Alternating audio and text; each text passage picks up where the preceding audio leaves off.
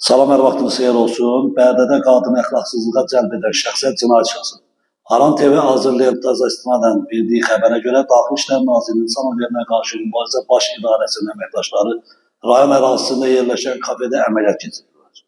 Nəticədə kafenin icarədarının xidmətçi qadını fahişəliyə cəlb etdiyi məlum oldu. Faktla bağlı icarədar 58 yaşlı Manaf Quliyev ad və soyad şəhidli saxlandı.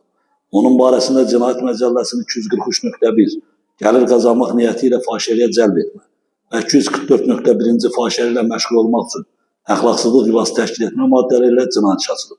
İttiham aktına görə kafenin icarədarı olan Manaf Quliyev gündəlik 15 manat maaş qarşılığında xidmətçi kimi işə götürdüyü 51 yaşlı qadını fahişəliyə cəlb edərək 30 yaşlı müştəri ilə görüşdü. Bunun qarşılığında həmin müştəridən 20 manat alıb. Pulun yarısı özünə, yarısı isə zərər çəkən qadına satıb. Məhkəmə istintaqı zamanı sübut edilib ki, təqsirləndirilən Manaf Quliyev xidmətçi kimi işə götürdüyü Daşkəsən rayon sakini 51 yaşlı qadını müştəriyə təqdim edərək onu fahişəliyə cəlb edib. Bərdə rayon məhkəməsinin qərarı ilə Manaf Quliyev barəsində 480 saat ictimai işlər cəzası verilib. Vüsal Rafiqoğlu, Aran TV, Bərdə.